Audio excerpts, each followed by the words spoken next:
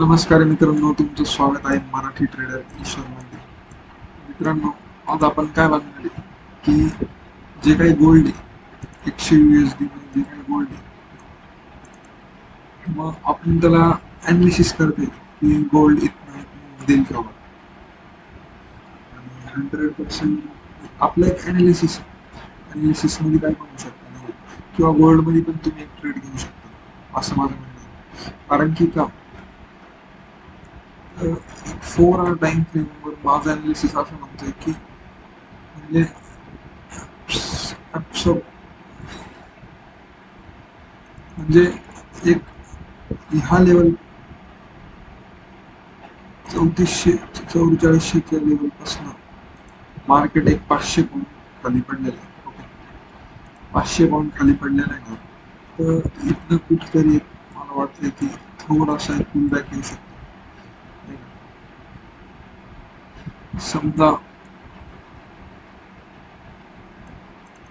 की डायरेक्ट बघा, हा एक जो रेजिस्टन्स आहे, हा रेजिस्टन्स आहे, इथनं एक रेजिस्टन्स घेतला किंवा इथं एक असा एम पॅटर्न ब्रेकआउट आला. म्हणजे एक मिनिट मला व्यवस्थित समजून सांगतो.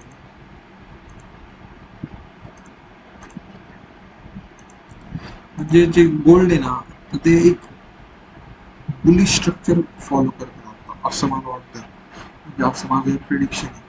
पण जर मार्केटने इथनं एखादा असा पुलबॅक घेतला, त्याच्यात असा एक एम पॅटर्न दिला, ट्रेंड लाईन ही जी काही ट्रेंड लाईन मार्क केली तिला ब्रेकआउट रिव्हर्सल खाल्ला आणि लगेचच इथनं काय पुलबॅकवर आपल्याला एक एंट्री घ्यायची 1:3 ला. ओके, असा एक प्लॅन आपण गोल्ड मध्ये करू शकतो असं माझं एक प्लॅनिंग, एक अंदाज आहे. असं म्हणत नाही की असं सुद्धा, पण माझं एक प्लॅनिंग आहे वैयक्तिक. मी तुम्हाला एक सांगितलं.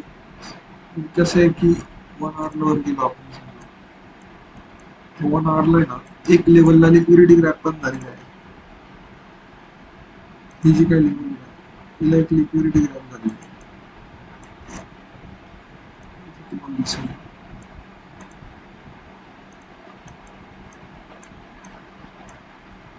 ह्या लेवलला काय आलेलं लिक्विडिटी ग्रॅप झालेली कुठं, इथं.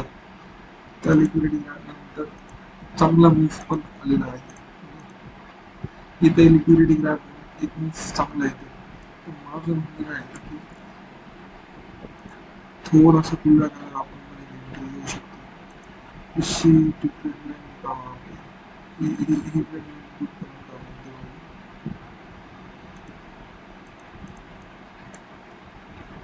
म्हणजे एक सांगू नाही शकत, एक बेरिश मिळू शकते किंवा बुलिश. सध्या तर आपण ट्रेंड मध्ये म्हणजे काही सांगता येत नाही. त्यामुळे पण पण पण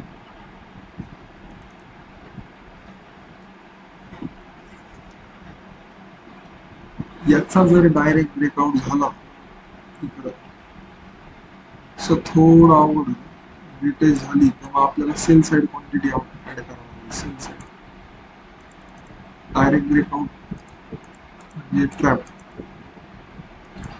त्या हिशोबाने मी प्लॅनिंग करतोय की डायरेक्ट ब्रेकआउट नाही झाला पाहिजे, एवढंच माझी रिक्वेस्ट. डायरेक्ट ब्रेकआउट झाला तर गडबड आहे.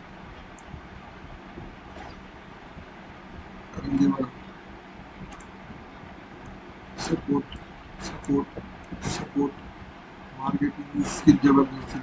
ठीक आहे, दिलं, रिटेस्ट करून दिलं. आणि एक मी काय शिकलो माहिती का? एक माझा एस एल पण इकडे हिट झाला होता कुठं, इथं या लेवलला. इथं काय झालं, ब्रेकआउट झाला, रिटेस्ट झाली. इथं ग्रीन कॅन्डल होतं, मी बाईक साईड पोझिशन, मला एस एल हिट झाला.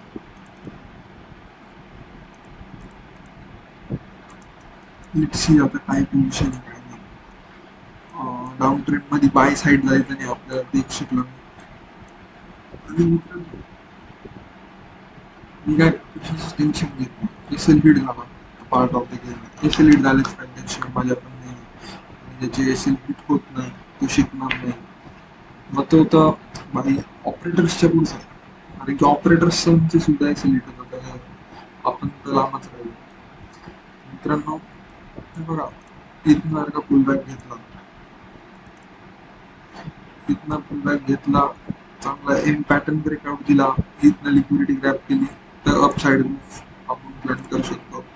नाही तर इथनं आता हा जसा डायरेक्ट ब्रेकआउट देतोय, इथनं जर का रिट्रेसमेंट झाला, व्हर्टेशन झालं, तर एक सेल साईड आपण प्लॅन करू शकतो. ओके, हाच एक प्लॅन आहे, दुसरा काही प्लॅन नाही आहे. धन्यवाद. प्लीज सबस्क्राईब करा, फॉलो करा आणि जास्तीत जास्त शेअर करा. धन्यवाद.